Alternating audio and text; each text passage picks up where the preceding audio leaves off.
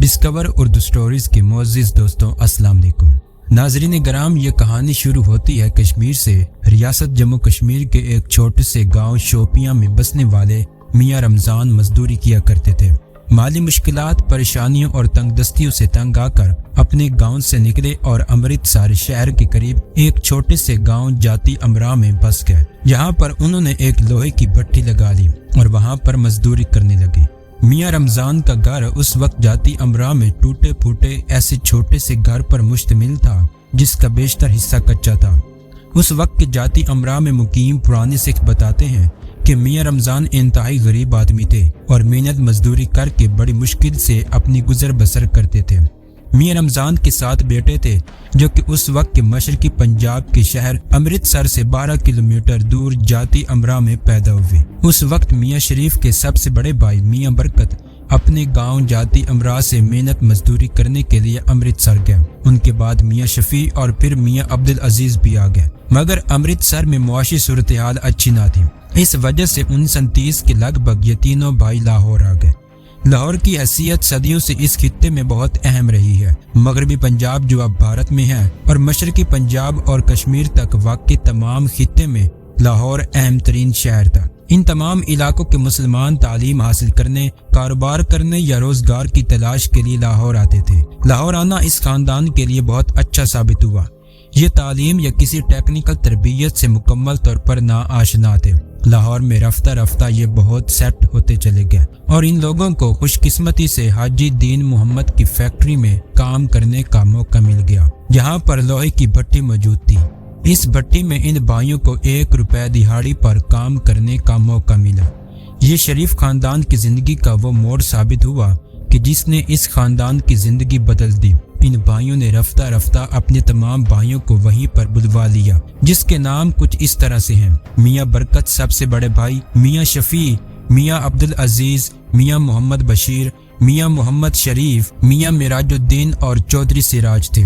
یوں اس وقت اس خاندان کے بڑوں نے لاہور میں محنت مزدوری کرنے کا آغاز کر دیا۔ یہاں پر ان بھائیوں نے لوہا اور سٹیل بنانے کی تکنیک سیکھی، جس کے نتیجے میں ان کی زندگی میں کچھ تبدیلی آئی۔ یوں کہہ لیں کہ غیر ہنر مندوں کو ہنر مل گیا۔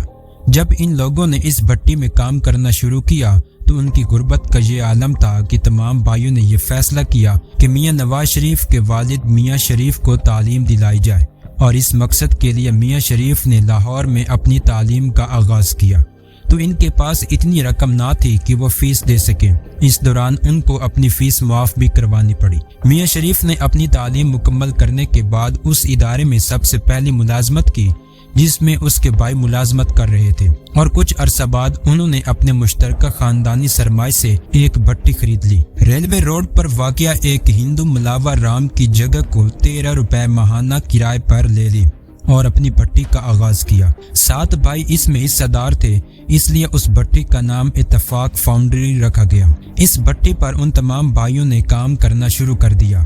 اس وقت میاں شریف کے لیے سب سے بڑی سہولت یہ تھی کہ وہ اس کو اپنے بھائیوں کی شکل میں مفت کے مزدور مل گئے، جس کے ذریعے اس کی بادشاہت کا آغاز ہوا، اور یوں یہ لاہور کے کاروباری خاندانوں میں شامل ہو گئے۔ یہ جاتی امراء کے لوہار کیسے بنے، یہ کہانی اپنے آنے والے ویڈیو میں بتائیں گے۔ ویسے بھی ہمیں ذات پات سے انسان کو جانچنا چاہیے۔ خیر، اتفاق فاؤنڈری نے بہت ترقی کی، اس پر کوئی اعتراض بھی نہیں کہ میاں شریف کے علاوہ باقی 6 بھائیوں کی اولادیں ابھی تک ترقی کر رہی ہیں اور وہ لاہور کے کاروباری حلقوں میں ابھی تک موجود ہے اور عام لوگوں کی طرح زندگی بسر کر رہے ہیں۔ کچھ ہی عرصے کے بعد جب بھٹو کی حکومت آئی تو اس نے شریف خاندان کی انڈسٹری کو قومی دائرے میں لے لیا۔ جنرل ضیاء الحق کا دور آیا تو شریف خاندان کو اتفاق فاؤنڈری واپس مل گئی۔ کچھ عرصے بعد میاں شریف نے اپنے بھائیوں کو اس کاروبار سے علیحدہ کر دیا اور اپنا کاروبار اپنے ہاتھ میں لے لیا، یعنی اس دن اصل کاروبار شروع ہوا۔ پھر میاں شریف نے اپنے بیٹوں کو سیاست میں داخل کر دیا، جو گوال منڈی کے بلدیاتی حلقے سے شروع ہوئی۔ اس کے بعد میاں شریف کی ملاقات جنرل ضیاء الحق سے ہوئی۔ وہاں پر میاں نواز شریف جو پولیس انسپکٹر کے امتحان میں فیل اور بلدیاتی انتخاب ہار چکے تھے کو سیاست میں اہم رول دینے کی درخواست دی گئی، تو میاں نواز شریف کو سیاست میں ایک اہم رول مل گیا۔ یہاں تک سب ٹھیک تھا، لیکن پھر کمال ہو گیا कि इत्तेफाक फाउंड्री की वापसी के बाद तरक्की को पर लग गए। मिलें लगना शुरू हो गई, शुगर, स्टील, फूड प्रोडक्ट्स। इसके बाद कोई कारोबार ऐसा न रहा जिसमें शरीफ खानदान ने हाथ न डाला हो, और ना ही कोई ऐसा बैंक रहा जिससे शरीफ खानदान ने कर्जा लिया और बाद में वो कर्जा माफ न करवाया गया हो। फिर जनरल ज़ियाउल हक के दौर का इख्तिताम हुआ और जुल्फ़िकार अली भुट्टो से डरी हुई शरीफ फैमिली ने अपना पैसा दुबई और कतर मुंतकिल करना शुरू कर दिया। इस सिलसिले में मदद फराहम करने के लिए पान मंडी के कश्मीरी ताजिर जो कि साइकिलों का काम करते थे, उनके बेटे जो लंदन में अकाउंट्स की तालीम हासिल कर रहे थे, उनकी खिदमात हासिल की गई।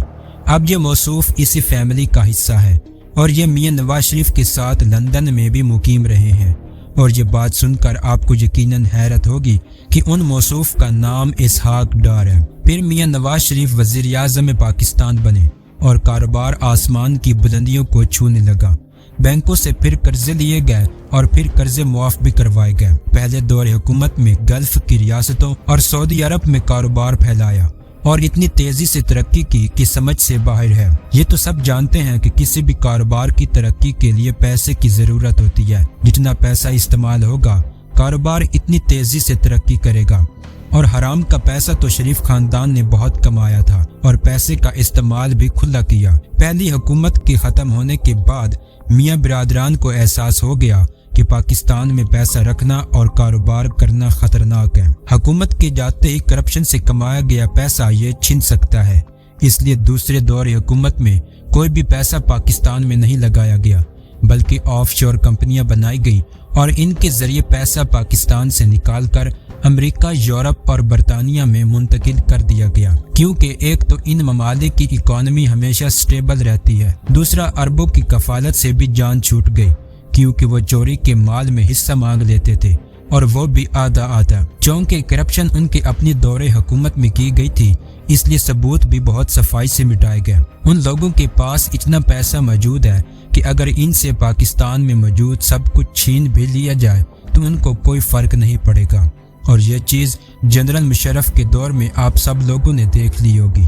आजकल पाकिस्तान का बच्चा बच्चा जानता है कि ये चोर हैं और इनकी तमाम दौलत करप्शन से आई है, लेकिन इसको अदालत में साबित करने के लिए सबूत नहीं, और अगर सबूत मिल भी जाएं तो अदालतें बिक जाती हैं। शरीफ खानदान का दावा है कि उन्होंने ये दौलत बिजनेस से कमाई है, लेकिन दुनिया का कोई भी बिजनेसमैन ये फार्मूला नहीं बता सकता कि 50 साल में एक छोटी सी लोहे की भट्टी से इतनी बड़ी बिजनेस अंपायर कैसे खड़ी की जा सकती है। और दूसरी बात यह कि इन्हीं के दौरे हुकूमत में पाकिस्तान स्टील मिल घाटे में रही और इनकी अपनी मिलें दिन रात सोना गलती रही। अगर इन लोगों के पास कोई ऐसा फार्मूला होता तो ये पाकिस्तान स्टील मिल पर भी लागू करते, जिससे वो मिल भी तरक्की करती, लेकिन असल में ऐसा कोई फार्मूला ही नहीं। ये सिर्फ काले पैसे को सफेद किया गया है। करप्शन पाकिस्तान को खा गई है। करप्शन इंडिया में भी है, लेकिन वहाँ के हुक्मरानों को इतना मौका नहीं मिलता क्योंकि वहाँ की अदलिया आज़ाद है। यहाँ तो बात इस्लामाबाद के एक प्लॉट पर या फिर गैर मुल्की दौरे पर, बल्कि कई दफ़ा तो 5 सितारा होटल में किसी सुपर मॉडल और शरबत पर ख़त्म हो जाती है। तो दोस्तों, उम्मीद करते हैं कि आज की हमारी वीडियो आपको पसंद आई होगी। अगर हमारी वीडियो आपको पसंद आई है तो हमारे चैनल को सब्सक्राइब कर दीजिएगा। तब तक अपना और गिरद नवाह के लोगों का ख्याल रखें। मिलते हैं एक नई वीडियो में। अल्लाह ने के बान।